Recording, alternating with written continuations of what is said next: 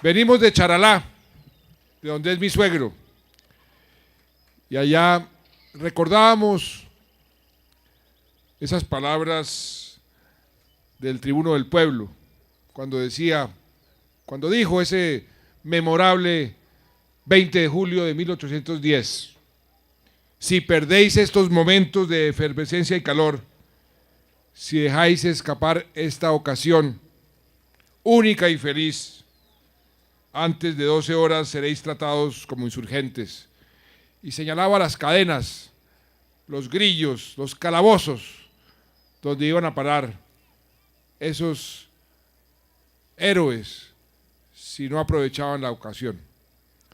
Y dije, qué buena frase y qué oportuna, porque yo vengo diciendo que este país requiere una segunda independencia, requiere dejar otras cadenas atrás. Hace 200 años, gracias a la tenacidad, al carácter, a la determinación de personas como Antonia Santos, como el tribuno del pueblo, como Manuela Beltrán, como tantos héroes que ha dado Santander, y además héroes a lo largo y ancho del territorio, nos logramos desprender de esa cadena del yugo español. Pero mantuvimos otras que hemos tenido durante 200 años, que nos han frenado en nuestro deseo de ser un país mucho más equitativo, un país más pujante, un país más desarrollado, un país con mejor calidad de vida. Son cadenas como la cadena de la pobreza, la cadena de la desigualdad, la cadena de la corrupción, que desvía los recursos que deberían ir a proyectos que benefician al pueblo para parar en los bolsillos de unos cuantos corruptos. Las cadenas, la cadena del desempleo, que no permite que mucha gente que quiere trabajar, trabaje y produzca prosperidad. Todas esas cadenas estamos comprometidos en irlas rompiendo, y las estamos rompiendo, atacando esos eslabones más débiles. En la pobreza hemos logrado sacar 2,5 millones de colombianos de la pobreza, pero nos falta todavía el 30% de los colombianos que siguen viviendo en la pobreza. Hemos logrado disminuir el desempleo a un nivel que no teníamos hace muchísimo tiempo, pero todavía tenemos más de 2 millones de colombianos sumidos en el desempleo, buscando trabajo y no lo encuentran. Hemos logrado reducir las brechas, es cierto, por primera vez en la historia. Yo me propuse en la campaña romper esa tendencia perversa, malévola, a través de la cual la economía crecía, pero crecían las desigualdades, los ricos más ricos y los pobres más pobres. Eso lo rompimos. Pero todavía tenemos unas desigualdades aberrantes entre ricos y pobres y entre regiones. Una de las regiones más pobres del país es la provincia de García Rovira. Eso es cierto. Por eso he venido aquí 3 veces y vendré tantas veces sea necesaria. Tantas veces sea necesario. Y una de las cadenas que hemos tenido durante mucho tiempo, que también estamos empeñados en romper, es la cadena del atraso del sector agropecuario y de la infraestructura. Y ya por fortuna estamos viendo cómo esa cadena efectivamente se está rompiendo. Qué bueno poder decir que mi gobierno ha sido el gobierno que más recursos le ha dado al departamento de Santander en su historia. Recursos que van destinados primordialmente a recuperar las vías, la movilidad. Qué bueno poder decir que estamos construyendo carreteras que hace 50, 60 años añoraban los santanderianos.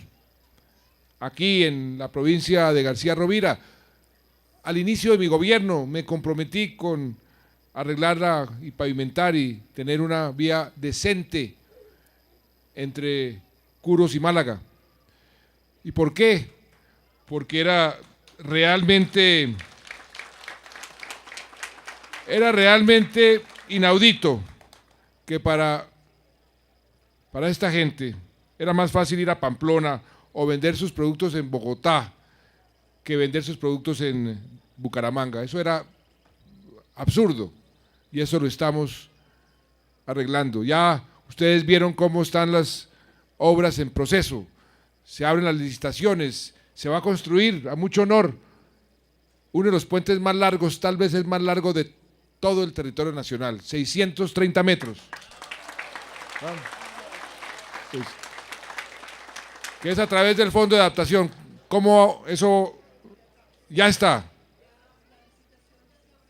Ya se abrió la licitación. ¿Cuándo podemos transitar ese puente? Toda la vía en 2 años lista. Yo veré. Muy bien. Pero estos recursos, qué bueno poder decir que mi gobierno y que yo logré invertir aquí en Málaga, mi querido alcalde, 48.300 millones y sumamos todo lo que hemos puesto en este municipio. Si usted sigue perdiendo kilos, vamos a aumentar también esa inversión. Pero dicen que en la política el amor, el aprecio se expresa con presupuesto. Y qué bueno poder decir, señor gobernador, mire, mi aprecio por Santander, casi 11 billones de pesos, y mi aprecio por Málaga, casi 50.000 millones de pesos. Eso. Pero yo sé que las necesidades son mucho mayores, que apenas estamos tocando la superficie de los problemas. Como les decía, hemos avanzado mucho en la lucha contra la pobreza, pero tenemos que avanzar mucho más rápido. Hemos generado más empleo que cualquier otro país de América Latina. ¡Qué orgullo! Pero tenemos que seguir bajando la tasa de desempleo. La hemos venido bajando durante 37 meses seguidos en mi gobierno. 37 meses. Eso no lo tiene ningún país, ni de la región, y algunos dicen ni del planeta. Pero nos falta todavía mucho camino por recorrer. Hemos invertido en carreteras de todo tipo, grandes carreteras y pequeñas, las vías terciarias. Ustedes vieron, cambiamos la forma de invertir y de construir y de fortalecer esas vías terciarias que son tan importantes para nuestros campesinos. Le estamos poniendo placahuella para que duren más, para que no venga el próximo invierno y se las lleve. Y estamos haciendo una inversión también nunca vista, 2,5 billones de pesos, 23.500 kilómetros de vías terciarias. Eso es como ir de Riohacha a Leticia 14 veces. Pero sabemos que las necesidades son aún mayores. Yo le preguntaba al alcalde cuando veníamos, se ha hecho una inversión muy importante en Santander en vías terciarias. Creo que es el segundo departamento que más recursos ha recibido, pero Santander tiene una geografía y esta provincia de García Rovira tiene una geografía que nos obliga a hacer unas inversiones mucho mayores. Y le decía, eso lo vamos a hacer de la siguiente forma. Y aquí viene la otra cadena que vamos a romper. El atraso en el campo colombiano, el atraso en las zonas rurales. No ha sido un descuido de estos años, ni de estas últimas décadas. Ha sido un descuido desde nuestra independencia. Por eso nuestro campo ha ido concentrando la pobreza, ha ido concentrando la desigualdad. Y si queremos ser un país más justo, un país viable en el largo plazo, tenemos que concentrar nuestros esfuerzos en el campo y poder elevar la calidad de vida en el campo, llevarle bienes públicos. Los habitantes de las ciudades tienen acceso en buena parte a los servicios básicos, en el campo no. Y por eso ahora tenemos que comenzar a dirigir nuestra mirada y nuestro presupuesto al campo colombiano. Y ya comenzamos. En este último mes se aprobó el presupuesto en el Congreso de la República y aprobamos una partida de 5 billones de pesos para el sector agropecuario para el año entrante. Pero eso es apenas la primera cuotica inicial, porque la deuda del país con el campo colombiano ha sido una deuda que se ha venido acumulando durante 200 años. Y para pagarla nos va a tomar muchos recursos, mucha inversión y mucho esfuerzo, y lo vamos a hacer. Por eso, con las protestas que vimos en los últimos meses, yo veía y escuchaba y hablaba con los campesinos amigos míos, cafeteros. Toda la vida he defendido a los cafeteros. Este gobierno le ha dado a los cafeteros más recursos que cualquier gobierno en la historia y más de 4 veces lo que se ha dado en el mejor momento. Sin embargo, veíamos cómo esos campesinos, como el precio internacional se bajó de $3 la libra a $1, pues estaban teniendo problemas.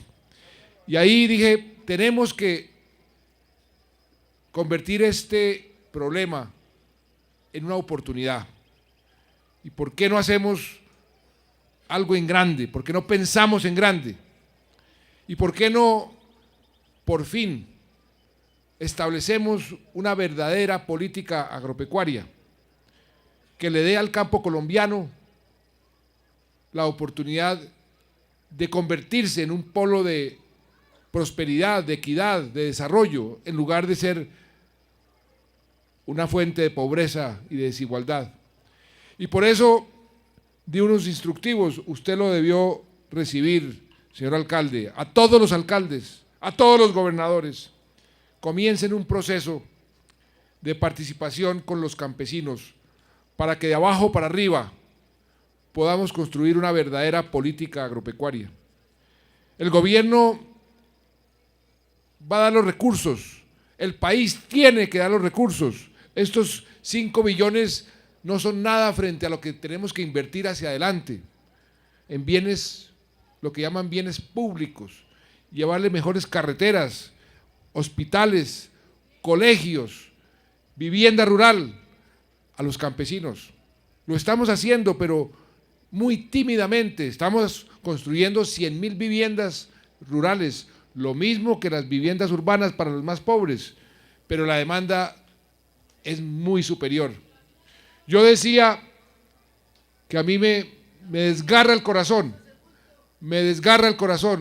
cuando le entrego una llave, como lo hice el día de ayer, a unas beneficiarias, familias beneficiarias de las casas gratis, que nunca habían soñado con tener una casa. Estamos construyendo 100.000.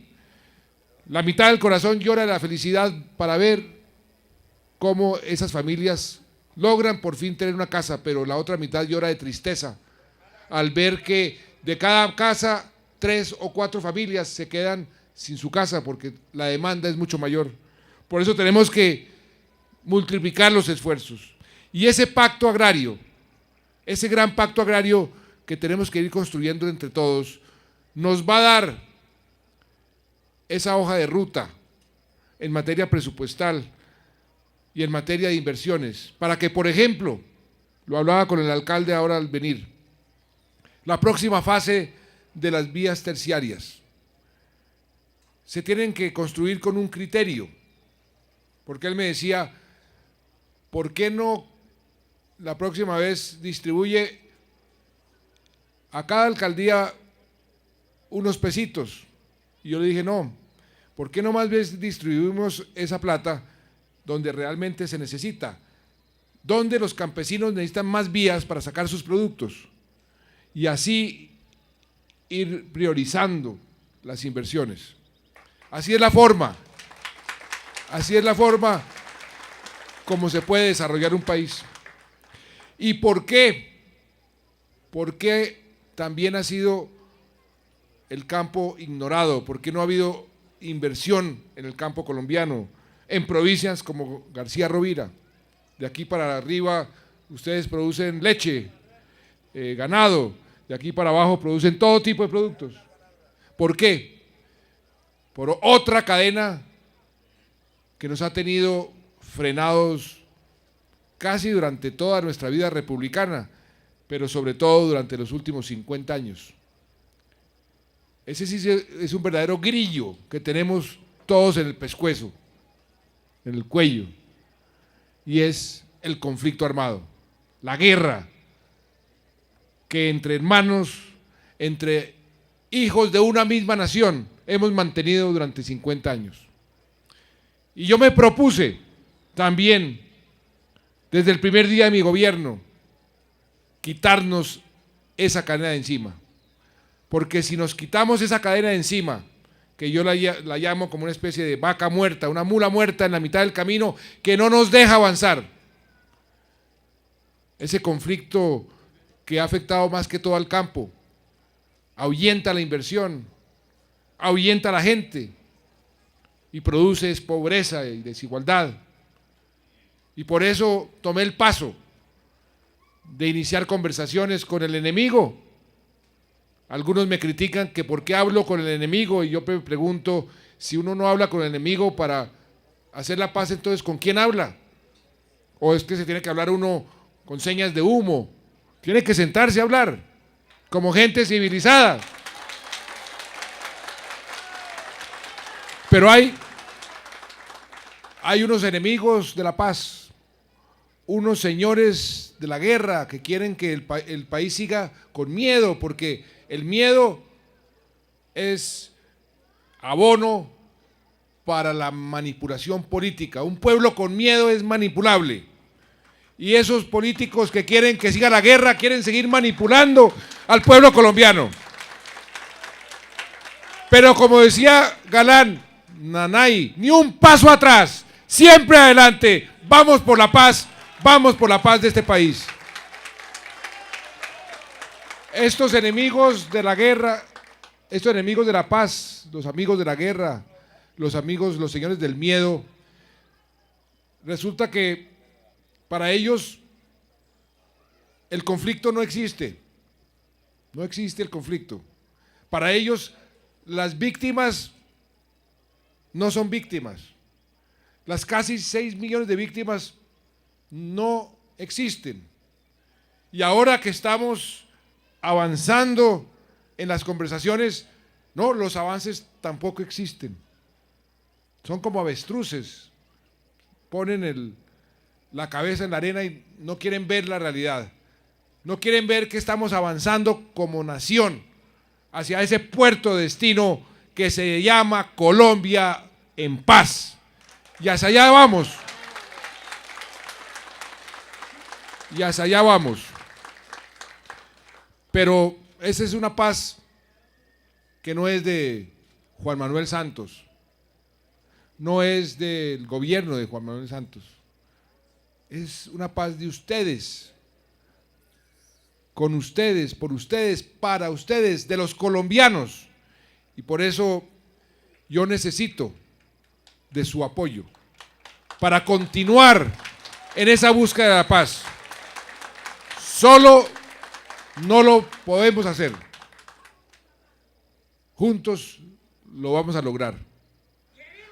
Así como nuestra selección Colombia se crece en la adversidad. Todos la vimos, iba 3-0 y después salió esa selección en el segundo tiempo y metía un gol y metía el otro, y metió el tercero, y clasificamos y somos cabeza de serie por primera vez en la historia de un campeonato mundial de fútbol. Así también vamos a seguir avanzando hacia la paz, pero no solamente llegando a acuerdos en La Habana, sino sembrando paz en nuestro campo, decretando la gratuidad de la educación para todos los niños y niñas en todos los establecimientos públicos, para que nadie se quede sin educación, fortaleciendo el programa para la primera infancia, dándole más oportunidades de empleo. Así se va construyendo ese país que añoraron nuestros antepasados, santanderianos, colombianos. Pues vamos a cumplir esa segunda independencia que estamos todos nosotros empeñados en conseguir. La estamos logrando y tenemos es que perseverar, continuar en esa dirección para liberarnos por fin de esas cadenas y poder decir: ahí está Colombia libre y en paz. Que Dios los bendiga y muchas gracias.